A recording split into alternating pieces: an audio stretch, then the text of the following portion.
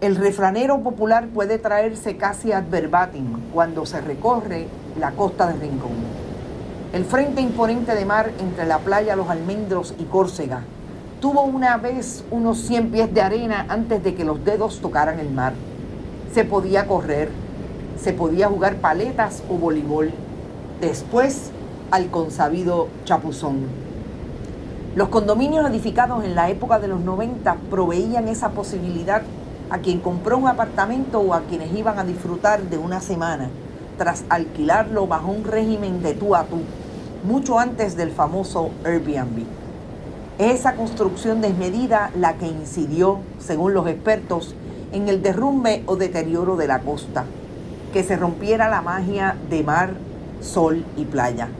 Tras el huracán María en el 2017, el cemento se sembró en la mar y la energía se recomponía en una sola frase: lo que de la mar es, a la mar vuelve. El mar vino a su búsqueda, al recobro del mapa que un día estaba lleno, en algunos parajes y hábitat, de mangle rojo, que quedó atrás ante la época del boom del desarrollo costero, cuando se multiplicó el cemento, la piedra y la varilla. En esta serie de conversaciones con expertos en ciencia, en derecho y por vivir en la costa, examinamos la ruta que ha seguido el redesarrollo del 100 por 35 borincano, la que Ruperto Chaparro sitúa en los años 70 y 80, cuando las administraciones de turno descubrieron el mundo del desarrollo de hoteles y residencias de verano, frente al imponente océano Atlántico en el área este. Es en la inmensidad de palmas del mar donde se ubica el inicio del esfuerzo de unos y otros para comunicar desarrollo, economía, confort, moda y disfrute. ¿A costa de qué? Literalmente a costa de la costa de muchos. En el 2022 el país se cuestiona los deslindes de la zona marítimo terrestre, la limitación del acceso a la playa por desarrolladores y gobierno, la incapacidad de intervenir en los foros judiciales y la eliminación del entorno natural donde aprendieron a vivir y a sumar. La ciencia sigue investigando y quiere promover educación y respuesta. Las comunidades procuran hacerse escuchar. Hablemos de si la respuesta a tanta complejidad nos la da la sabiduría popular.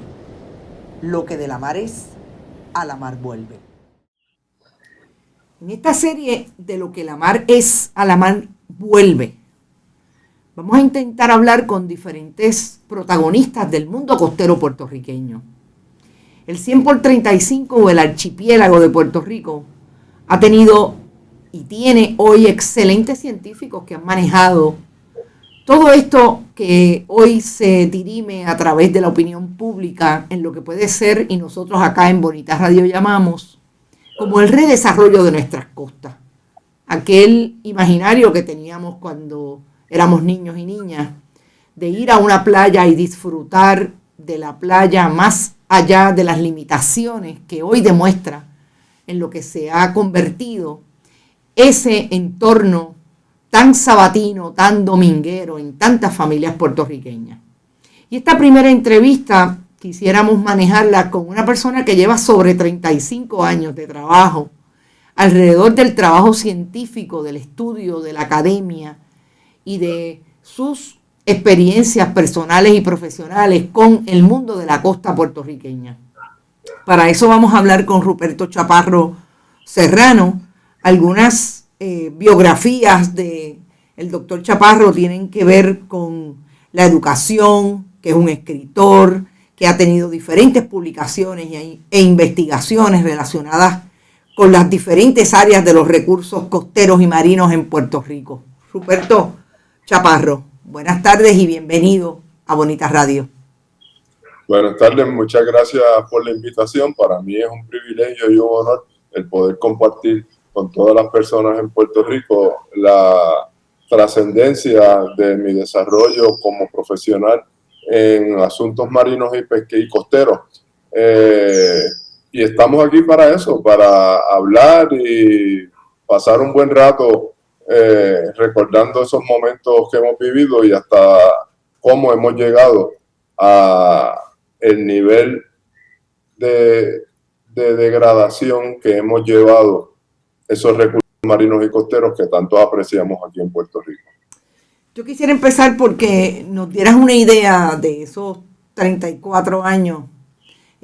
Yo hablo de la playa porque es quizás lo que todos y todas conocemos como ese entorno familiar, la niñez que la pasamos en los diferentes balnearios en Puerto Rico, algunos en áreas que no necesariamente eran balnearios y que había un espacio para llegar y había una posibilidad, aunque camináramos mucho.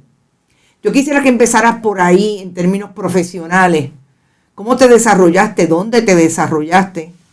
Y también, ¿cuándo fue para ti como científico una alarma o una alerta de que el asunto costero en Puerto Rico y esos recursos estaban siendo minados y por qué? Pues mira, yo empecé mis estudios universitarios en la Universidad de Puerto Rico en Mayagüez y empecé estudiando ingeniería, después me cambié al departamento de inglés, después me cambié y estuve dando tumbos por ahí, como uno dice, hasta que de contabilidad. Pero ese no era algo que a mí me apasionara y estuve trabajando entonces con unos amigos que traían conciertos de Nueva Trova.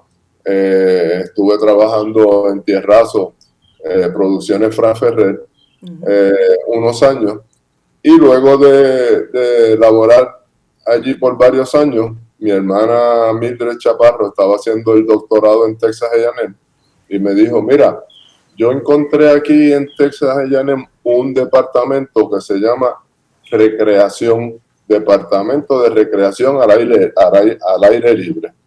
Y como a ti lo que te gusta es la playa y estar jugando paleta y eso, pues a lo mejor esto te interesa. Y yo me fui para allá, para Texas, me aceptaron en la universidad y terminé una maestría en recreación marina con una especialidad en turismo y recreación marina. Entonces, el profesor que era mi tutor, me dijo, mira, yo te puedo ofrecer un trabajo, yo tengo unos amigos en parques y recreos en Nueva York, y te puedo conseguir un trabajo en Nueva York en parques y recreos. Yo le dije, Bob, yo me quiero ir para Puerto Rico, yo no puedo vivir fuera de Puerto Rico, yo lo que quiero es volver a Puerto Rico y aplicar lo que he aprendido aquí en Puerto Rico. Entonces él me dijo, bueno, ahí está un poco difícil, pero ¿por qué tú no escribes una propuesta a la National Marine Fisheries Service para hacer, buscan el Federal Register a ver qué oportunidades hay? Y así, si tú llamas a Puerto Rico, si tú consigues esa propuesta que tengas dinero, pues tú llamas allá y a lo mejor consigues algo. Y efectivamente, escribí la propuesta para hacer un inventario de todas las infraestructuras marinas y costeras en Puerto Rico, que incluía las rampas, las marinas, todo tipo de infraestructura que se hubiese desarrollado para dar acceso al mar.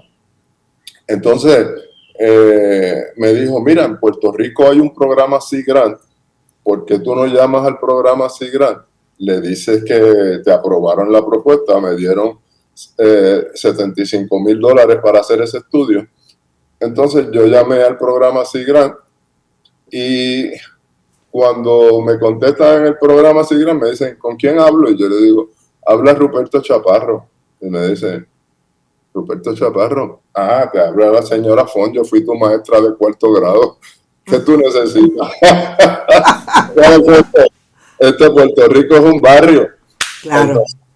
Entonces me dijo, pues yo te voy a poner a hablar con el director. Hablé con el director, que era el doctor Hernández, y él me refirió al doctor Manuel Valdés Piscini, que es antropólogo marino, y que entonces hablé con él y me dijo, pues no hay problema, me interesa lo que tú estás proponiendo, ven para Puerto Rico, trabaja 2 años aquí en lo que hacemos la propuesta y después tú decides. Así fue, vine, hicimos el trabajo entonces me ofrecieron el trabajo para que me quedara permanente en el Sea Grant. Ahí empecé entonces en Sea Grant a trabajar como especialista en recreación marina y turismo costero. Y como parte de esos esfuerzos, pues escribí y me di cuenta del problema que había en Puerto Rico con las playas, que no había infraestructura, no había manejo, se estaba ahogando la gente en la playa. Y el doctor Valdés me dijo, ¿por qué no te escribes algo de política pública para ayudar en el manejo de las playas? ¿De qué año estamos hablando? Estamos hablando del 86. Yo empecé en el 86 y ya eso fue como para el 88, 89 fue que empecé a escribir esa publicación que se llama La desinversión y desinterés, la situación en el manejo de playas en Puerto Rico. Y ahí pues yo explicaba que tenemos unos recursos valiosos, unos recursos que cualquier país quisiera tener, la cantidad de playas que tiene Puerto Rico, de arena blanca, de aguas cristalinas, accesibles, que están cerca todas. Aquí en un día tú puedes ir y esquiar, puedes ir y surfear, por la noche puedes ir a la bahía bioluminiscente, puedes hacer un montón de actividades recreativas marinas en poco tiempo. Y pues en esa publicación el punto era que Puerto Rico tiene como eje de la industria del turismo las playas, pero no invierte un centavo en el manejo de las playas. Exacto. Las playas le generan a Puerto Rico $2 billones de la industria del turismo y no se le invierte ni un centavo en manejar las playas. Esa publicación pues causó mucho malestar entre los políticos, específicamente entre el gobernador Rosselló y quien era el secretario de Recursos Naturales para ese momento, que era el señor Daniel Pagán. Y a ellos no les gustó esto y me dijeron que no podía estar hablando acerca de que en Puerto Rico se estaban ahogando 30 personas al año en las playas, que cambiara el discurso. Y pues ahí fue mi primera confrontación, porque yo le dije, mira, yo no voy a cambiar el discurso porque esta es la realidad de Puerto Rico y nosotros lo que tenemos es que resolver estos problemas.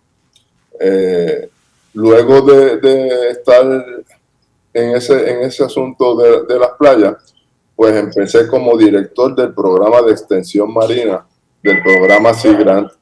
Ahí en el programa de extensión marina, pues estuve de director cerca de 12 o 14 años. Y una vez el doctor Manuel Valdés Piscini se retiró, pues me nombraron a mí director del programa Sea Grant. Y he sido el director del programa ya por cerca de 12 años. Cuando tú me hablas de esa confrontación con los administradores de lo público en ese momento y hablas de ese ecosistema playero que hay en Puerto Rico, ecosistema de mar, definitivamente tenemos que partir de los años 80 a lo que es hoy, las condiciones en que se encuentra. Vamos a hablar primero de las playas, lo que ha limitado la capacidad de nuestra gente, incluso del turismo, a llegar a las playas y disfrutar de ellas. Yo quisiera que tú me situaras en tiempo, memoria histórica, ¿cuándo tú crees que empezamos a visibilizar, o ustedes los científicos empezaron a darse cuenta y percatarse de lo que había ocurrido en la costa de Puerto Rico, que ya empezaba a ser una crisis para esos sistemas? Mira, yo creo que aquí cuando se empezó con los megaproyectos de megahoteles, cuando se empezó con Palmas del Mar, con Río Mar en Río Grande, con Dorado, pues esto lo que hacía era que coartaba el acceso a las playas y esto iba en contra de todas las leyes y reglamentos del Departamento de Recursos Naturales de Puerto Rico, porque aquí hay una ley que te dice que cada 200 metros tienes que dejar un acceso peatonal a la playa y cada 400 metros tienes que dejar un acceso vehicular. y eso no se cumple. Entonces yo creo que aquí empezó una privatización que ya anteriormente las personas que tenían recursos económicos empezaron a privatizar, por ejemplo, las playas de Joyuda, empezaron a hacer casas en la orilla de la playa, en Joyuda, en casi todas las playas, pues empezaron las personas que tenían esa capacidad económica a hacer casas playas y a empezar a eliminar el acceso a las playas. Después vinieron los condominios, que también empezaron a privatizar las playas. Y el problema mayor que tenemos con este tipo de desarrollo que se dio en Puerto Rico es que se desarrolló en los bienes de dominio público marítimo terrestre, que no es otra cosa que ese pedazo de playa que dice la ley que le pertenece a todos los puertorriqueños y que no se puede vender, no se puede alquilar y no se puede enajenar. O sea, que ahí empezó prácticamente ese desarrollo desmedido que lo que traía era la privatización de las playas para beneficio de unas personas que tenían recursos económicos. Llegamos al momento culminante y, por ejemplo, yo sé que Mayagüez y el proyecto Sea Grant, en conjunto con diferentes otras fuentes de investigación y ciencia, siempre han hablado de este asunto, de los recursos costeros y dónde están, y cómo el desarrollo desmedido ha colocado esos recursos en precario para la ciudadanía. Ese en un momento en que el país también se enfrentaba a los cambios climatológicos que provoca esa mala utilización de los recursos naturales, adicional al desarrollo desmedido de la costa, y que también influyen los desarrollos desmedidos y los malos usos en otras partes del mundo. Puerto Rico está ubicado en lo que yo llamo siempre el ojo del huracán. O sea, la vista del huracán siempre pasa por Puerto Rico, y estamos geográficamente en el trópico por donde ocurre, más lejos o más temprano, más tarde o más temprano. Después del 2017, ahí están las imágenes de lo que pasó. Después que veníamos de huracanes como el huracán Hugo en el 1986, el huracán George en el 98 y otros desastres que dejaron huracanes, tormentas, etc. Pero el 2017 definitivamente destruyó el país en todas sus dimensiones y sobre todo la costa. ¿Cómo ustedes hacen análisis de lo que ocurrió en el 2017, huracán María, que venían ya llamando la atención de lo que estaba ocurriendo, con ese desarrollo, como tú le llamas, de casas de playa, de complejos hoteleros que utilizaron y lograron cerrar el paso a las playas? ¿Ustedes creen, amén de lo que obviamente la ciencia establece que es por qué ocurre un huracán de categoría 5 en Puerto Rico en el 2017, que todo lo que pasó los pasados 30 años, antes 40 años del 2017, culminó en la destrucción de nuestra costa precisamente por el trabajo mal hecho, el trabajo mal habido con relación a ese redesarrollo de la costa? Definitivamente, lo peor que uno siente es el tener que decir, te lo dije. Nosotros en el programa Sea Grant participamos en la mayoría de las vistas públicas que se dieron por la Junta de Planificación y la Junta de Calidad Ambiental para desarrollar condominios, para desarrollar hoteles. Y nosotros tenemos en nuestro componente de extensión marina unos especialistas que hay en diferentes áreas del ambiente marino. Para las vistas públicas nos acompañaba el oceanógrafo físico Aurelio Mercado, que es de las personas que más conocen Puerto Rico acerca de lo que son los deslindes, de lo que es la zona marítimo terrestre, de lo que es el oleaje y la marejada ciclónica. Y fuimos a las vistas públicas y le decíamos a los desarrolladores y a la Junta de Planificación y a la Junta de Calidad Ambiental, esos deslindes que están haciendo, los están haciendo mal porque están usando como base la marea. En Puerto Rico lo que tenemos son micromareas y los deslindes los deben hacer con las olas más grandes en una tormenta. Esta definición, todavía Puerto Rico utiliza la ley de costas española de 1868. Uh-huh. Entonces, lo que sucede allá es que en España tienen el mar Mediterráneo en el sur y el mar Cantábrico en el norte. Y ellos pues dicen que se puede utilizar para hacer los deslindes o la marea, que es como si el deslinde se va a hacer en el Mediterráneo, que es similar a Puerto Rico, que tiene micromareas. Uh-huh. Aquí en Puerto Rico tú sabes que tú vas por la mañana a la playa y cuando vas por la noche a lo mejor está un pie o dos pies más arriba, pero exacto, en el mar Cantábrico, cuando tú vas y ves la marea, tú dices, oye, aquí se le quemó al que hizo ese muelle, porque mira el muelle allá arriba y el mar está allá, y cuando vas por la noche el mar está al ladito del muelle. Retoma antes cuando hablaste de dónde parte esa medida de la zona, el deslinde de la zona marítimo terrestre, y entonces sigues tu relato. Sí, en España, al tener dos mares, está el mar Mediterráneo en el sur y el mar Cantábrico en el norte, pues las mareas son diferentes. En el Mediterráneo son micromareas y en el Cantábrico tiene unas mareas que son una diferencia mucho más grande, que puede subir 5 o 10 pies la marea hacia arriba.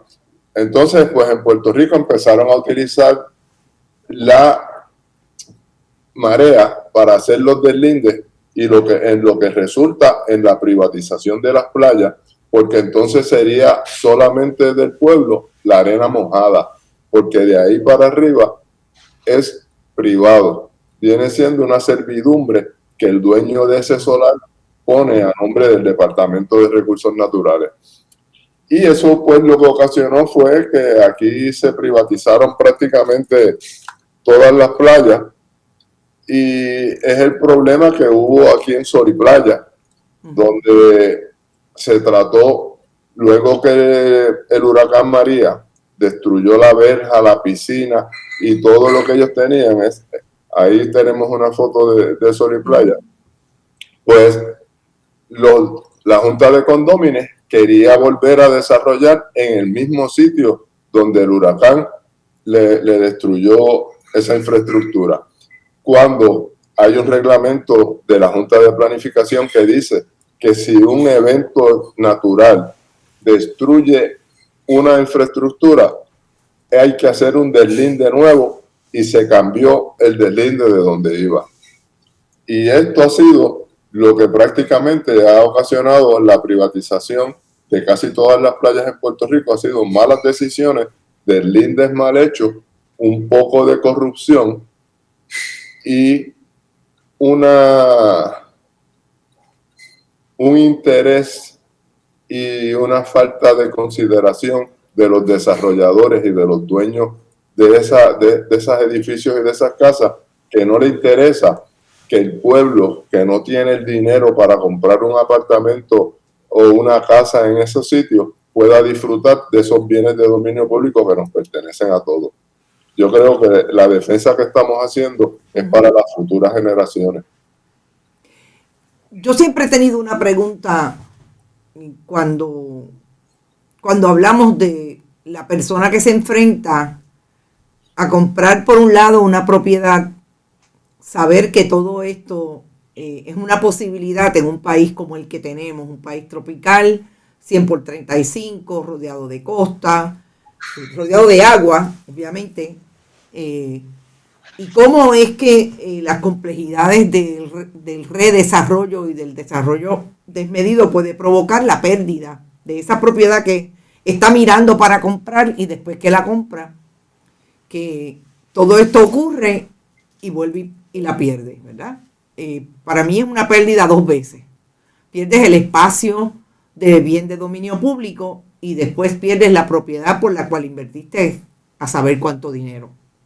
Mi pregunta siempre ha sido, cuando ustedes están de frente a estos desarrolladores y en estas vistas públicas donde se está discutiendo de qué manera van a hacer un deslinde para construir ahí, y ustedes advierten de la posibilidad de que eso se pierda precisamente por los cambios y la manera en que se impacta no solamente ese espacio, sino por la realidad de que estás tomando una medida que no necesariamente es la correcta para ese desarrollo.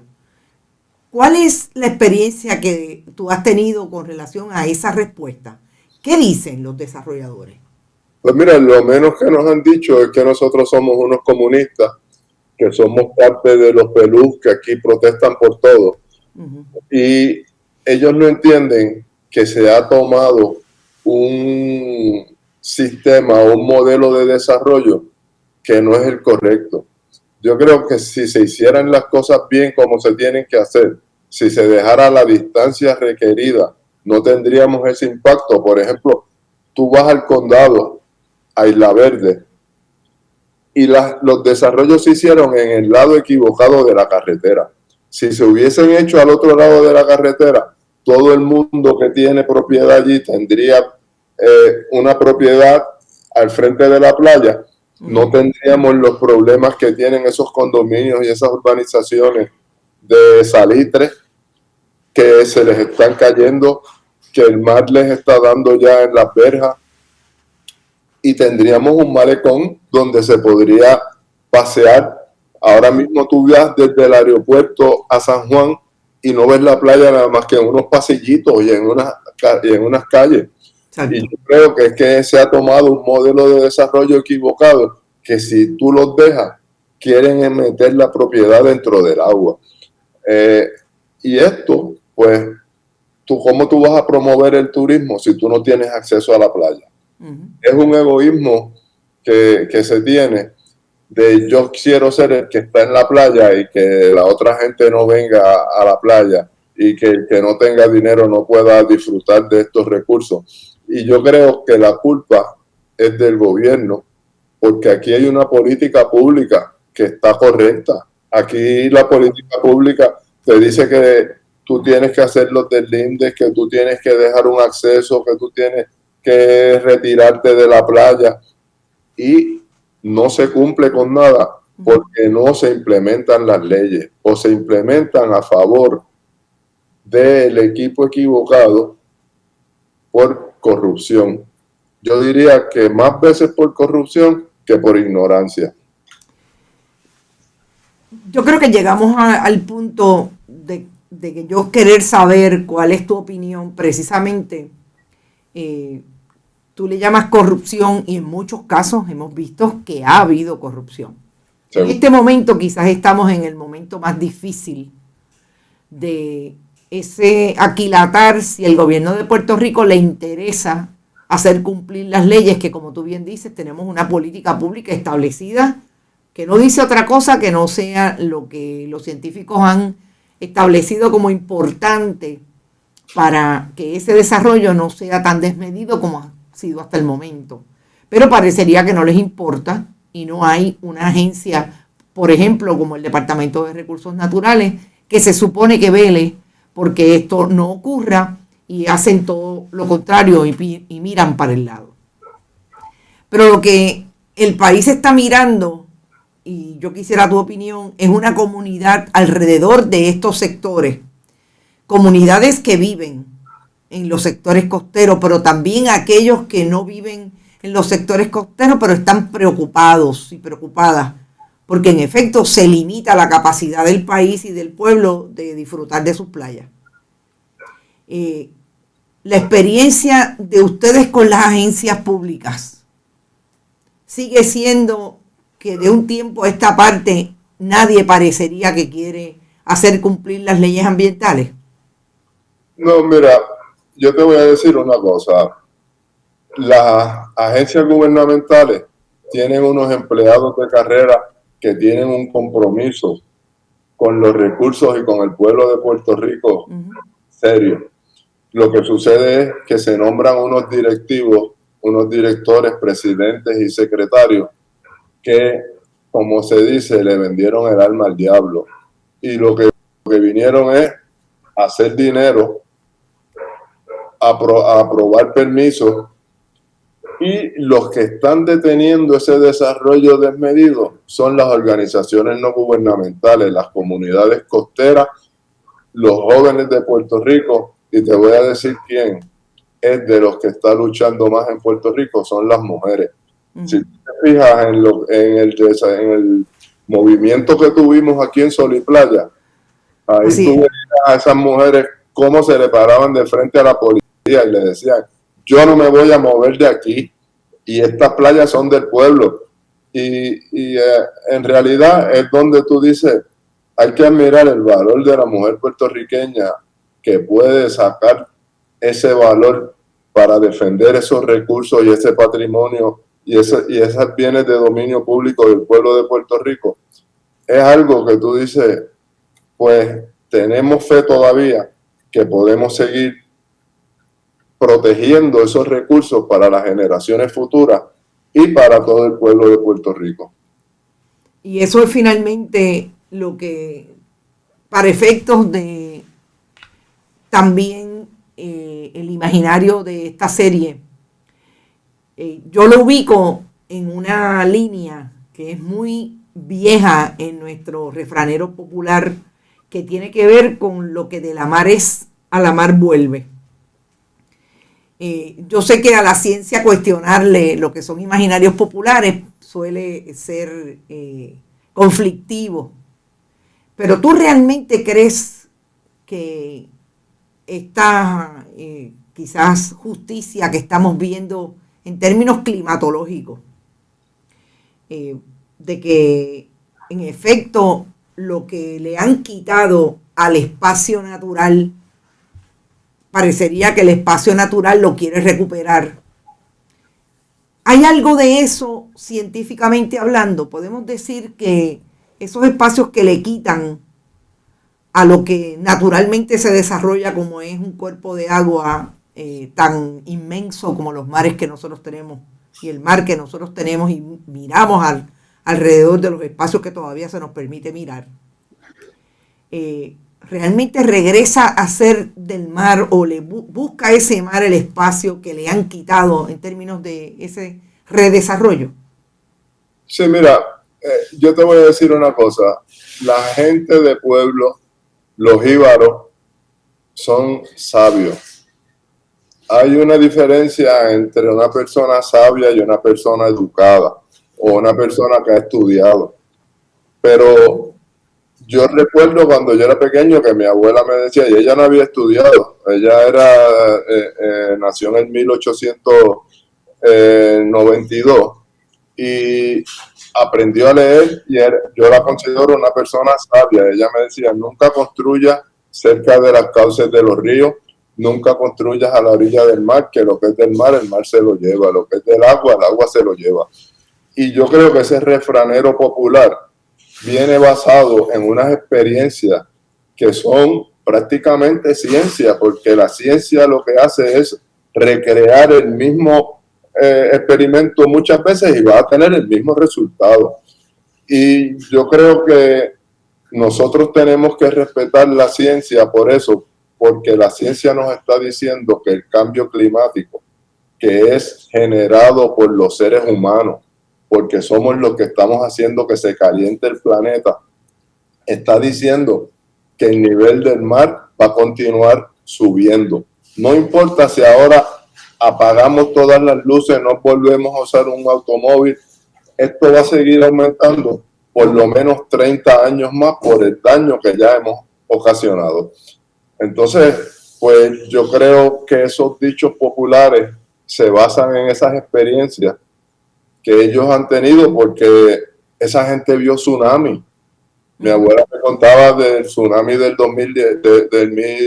1918, donde la gente se fue a coger peces porque el mar se retiró y de momento vino el mar y se llevó a un montón de personas. Pues esas experiencias, ellos vivieron huracanes categoría 5, como San Felipe, como San Ciprián. Entonces, están hablando con un conocimiento que ya ellos tienen, que es de experiencias que vivieron. Y por eso yo creo que ese dicho de lo que es del agua, el agua se lo lleva, es muy certero y que tenemos que respetar, porque si nosotros seguimos construyendo en la zona marítimo terrestre y haciendo unos deslindes mal hechos, vamos a seguir teniendo problemas porque estamos repitiendo los mismos errores. Chaparro, gracias. Gracias por esta conversación, por estos minutos de poder ir atrás y adelante, como ha sido la historia de los últimos 30 años, a base de tu experiencia científica, académica, personal, y sigamos proponiendo que se protejan los espacios de bienes de dominio público para poder seguir disfrutando de ellos.